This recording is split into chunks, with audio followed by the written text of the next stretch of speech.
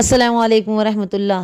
آج میں آپ کے سامنے حضرت آدم علیہ السلام کی پیدائش اور حضرت حوا علیہ السلام کا حضرت آدم کی پسلی سے بنائے جانے کا مکمل واقعہ پیش کروں گی۔ اللہ تعالیٰ نے زمین پر پہلے جنوں کو آباد کیا۔ جو انسانوں کو حکم دیا گیا ہے وہی جنوں کو بھی دیا گیا، مگر جب ان میں فسق و فجور اور برائیوں کی زیادتی اور قتل خون کی کثرت ہو گئی اور صرف نافرمانی ہی کرنے لگے تو اللہ تعالیٰ نے فرشتوں کو حکم دیا کہ ان کو کھلی زمین سے نکال کر پہاڑوں اور جزیروں میں بساؤ۔ چنانچہ ان کو پہاڑوں اور جزیروں میں آباد کر کے ان کی جگہ زمین پر فرشتے ہوئے، اور ان سب کے افسر سردار ابلیس کو بنایا گیا جو ہزاروں برس ایسی عبادت میں صرف کر چکا تھا کہ زمین و آسمان میں ایک بالشت برابر بھی جگہ ایسی نہ چھوڑی تھی جس پر سجدہ نہ کیا ہو۔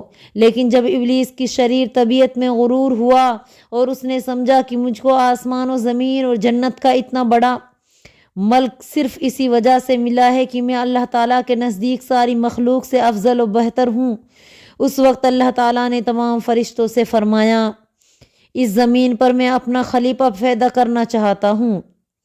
چونکہ فرشتے جنوں کی شر و فساد کو دیکھ چکے تھے اسی لیے فوراً انہوں نے کہا زمین میں شرری فسادی اور خون ریزی قوم کو پیدا کر کے کیا کیجیے گا؟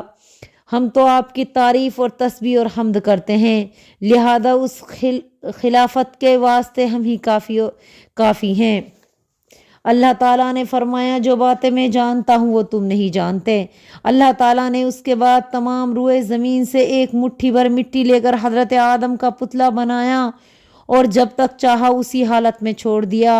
ابلیس اس کے ارد گرد گھوم کر کہنے لگا یہ اپنی طبیعت کا مالک اور مستقل مزاج نہ ہوگا۔ جب اللہ تعالیٰ نے اس پتلے میں جان ڈالی اور اس کو چھینک آئی تو اس نے الحمدللہ کہا۔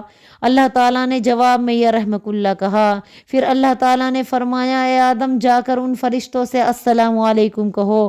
حضرت آدم علیہ السلام نے فوراً جا کر السلام علیکم ورحمۃ اللہ وبرکاتہ کہا۔ تب اللہ تعالیٰ نے آدم علیہ السلام سے فرمایا یہی تمہارا اور تمہاری اولاد کا باہمی سلام ہے۔ اللہ تعالیٰ نے آدم علیہ السلام کو دنیاوی تمام چیزوں کے نام سکھائے، پھر ان چیزوں کو فرشتوں کے سامنے پیش کر کے فرمایا اگر تم اپنے دعوے میں سچے ہو تو ان چیزوں کے مجھے نام بتاؤ۔ فرشتوں نے عرض کیا خدایا آپ کی ذات اعتراض سے پاک ہے، ہم تو صرف اتنا ہی جانتے ہیں جتنا آپ نے ہم کو سکھایا ہے، یقیناً آپ ہی جاننے والے حکیم ہیں۔ اللہ تعالیٰ نے فرمایا اے آدم ان چیزوں کے نام بتا دو۔ حضرت آدم علیہ السلام نے ان چیزوں کے نام بتا دیے۔ تب اللہ تعالیٰ نے فرمایا میں نے تم سے نہیں کہا تھا کہ زمین اور آسمان کی تمام چھپی ہوئی چیزوں کو جانتا ہوں، اور جو باتیں ظاہر اور پوشیدہ ہیں میں ان کو خوب جانتا ہوں۔ جب حضرت آدم علیہ السلام کی علمی فضیلت سب پر ظاہر ہو گئی تو اللہ تعالیٰ نے فرشتوں کو حکم دیا کہ آدم کو سجدہ کرو۔ فوراً تمام فرشتے سجدہ میں گر گئے، مگر ابلیس نے سجدہ نہیں کیا بلکہ سجدہ کرنے سے انکار کیا اور غرور کر کے کافر بن گیا۔ اس لیے ابلیس شیطان کو جنت سے نکال دیا گیا اور حضرت آدم علیہ السلام کو جنت میں رکھا۔ چونکہ وہ جنت میں تنہا تھے، ان کا ہم جنس کوئی نہیں تھا، اس لیے اللہ تعالیٰ نے ان کی دلجوئی اور تسلی کے لیے ان کی بیوی حضرت حوا کو پیدا کر کے دونوں سے فرمایا جنت میں جہاں چاہو رہو اور بے روک ٹوک کھاؤ پیو، مگر فلاں درخت کے قریب مت جانا ورنہ تم ظالموں میں ہو جاؤ گے۔ چونکہ ابلیس آدم علیہ السلام کی وجہ سے جنت سے نکالا گیا تھا اس لیے اس کو بہکایا اور انہوں نے شیطان کے دھوکے میں آ کر اس درخت کا کچھ حصہ کھا لیا، تو اللہ تعالیٰ نے دونوں کو جنت سے نکال کر دنیا میں بھیج دیا۔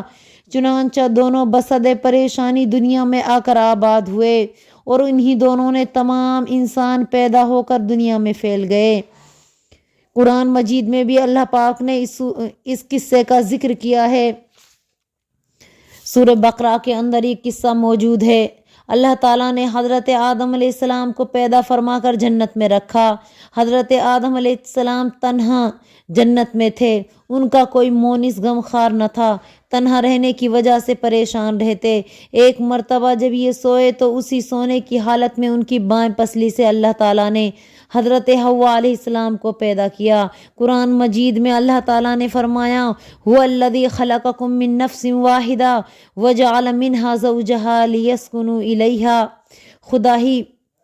وہی خدا ہے جس نے تم کو ایک جان سے پیدا کیا اور اس جان سے آرام کے لیے اس کی بیوی کو پیدا کیا۔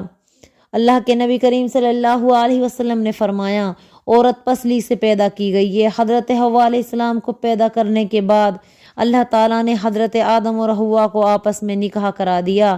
ارشاد ربانی ہے تم اور تمہاری بیوی جنت میں رہو، جہاں سے چاہو فراغت سے کھاؤ اور فلاں درخت کے قریب مت جانا، اگر جاؤ گے تو ظالموں میں سے ہو جاؤ گے۔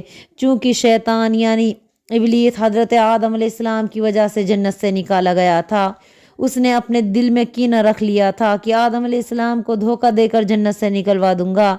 چنانچہ شیطان اپنا بھیس بدل کر ان دونوں کے پاس آ کر رونے لگا۔ ان دونوں نے اس کو پہچانا نہیں۔ یہ رونے والا کون ہے؟ اس سے دریافت کیا تم کیوں روتے ہو؟ اس نے کہا میں تم دونوں کی وجہ سے روتا ہوں کہ تم دونوں مر جاؤ گے اور جنت کی تمام نعمتیں تم سے جاتی رہیں گی۔ اس بات کی وجہ سے دونوں کو صدمہ ہوا۔ شیطان چلا گیا۔ دوسری مرتبہ آ کر کہنے لگا میں تمہیں ایک ایسا درخت بتاتا ہوں، اگر اس میں سے کھا لو گے تو کبھی نہیں مرو گے اور ہمیشہ جنت میں رہو گے۔ انہوں نے کھانے سے انکار کیا۔ تب شیطان نے قسم کھا کر کہا میں تمہاری خیر خواہی کرتا ہوں۔ یہ دونوں بھولے بھالے سیدھے سادے تھے۔ شیطان کی قسم سے خیال آیا کہ کیا کوئی اللہ کی جھوٹی قسم کھا سکتا ہے؟ نہیں کھا سکتا۔ اسی چکر میں ان دونوں نے دھوکہ کھایا۔ حضرت حوا جلدی سے وہ درخت کھانے کے لیے لپکی، پھر آدم کو بھی دیا، دونوں نے اس کو کھا لیا۔ حضرت ابن عباس فرماتے ہیں کہ جب حضرت حوا کے کہنے میں آ کر حضرت آدم علیہ السلام نے درخت کھا لیا تو دونوں کو اس نافرمانی کی وجہ سے جنت سے نکال دیا گیا اور دنیا میں بھیج دیا گیا۔ دنیا میں آ کر وہ بہت پریشانیوں میں پھنس گئے، اپنے گناہوں سے توبہ کرتے رہے۔ اللہ تعالیٰ نے ان کی توبہ قبول فرما لی۔ فتلقى آدم من ربه کلمات فتاب علیہ انہ هو التواب الرحیم۔ حضرت آدم علیہ السلام نے اپنے رب سے چند باتیں سیکھ لی۔ اللہ تعالیٰ نے ان کی توبہ کا قبول فرمائی۔ بے شک وہ توبہ قبول کرنے والا اور بہت مہربان ہے۔ جو کلمات حضرت آدم علیہ السلام نے سیکھے تھے ان کا بیان خود قرآن مجید میں دوسری جگہ پر آیا ہے۔ قال ربنا ظلمنا انفسنا وَإِن لَّمْ تَغْفِرْ لَنَا وَتَرْحَمْنَا لَنَكُونَنَّ مِنَ الْخَاسِرِينَ۔ ان دونوں نے کہا اے ہمارے رب، ہم نے اپنے نفسوں پر ظلم کیا، اگر تو ہمیں نہ بخشے گا اور ہم پر رحم نہ فرمائے گا تو یقیناً ہم نقصان اٹھانے والوں میں ہو جائیں گے۔ حضرت حوا علیہ السلام تمام انسانوں کی پہلی ماں ہیں، انہی کے بطن سے سارے انسان پیدا ہوئے۔ اگر حضرت آدم علیہ السلام کو ممنوعہ درخت کے کھلانے پر آمادہ نہ کرتی اور خود بھی نہ کھاتی تو سب جنت میں رہتے اور ہر قسم کی نعمتیں بلا محنت کے کھاتے پیتے اور کوئی تکلیف بھی نہ ہوتی۔ حضرت حوا علیہ السلام نے خود بھی کھا لیا، جس سے دونوں کو جنت سے نکالا گیا۔ رسول اللہ صلی اللہ علیہ وسلم نے فرمایا اگر بنو اسرائیل نہ ہوتے تو گوشت نہ سڑتا، اور اگر حوا خیانت نہ کرتی تو کوئی عورت اپنے خاوند کی کبھی خیانت نہ کرتی۔ تو یہ تھا حضرت آدم علیہ السلام اور حضرت حوا علیہ السلام کا قصہ۔ السلام علیکم ورحمۃ اللہ وبرکاتہ۔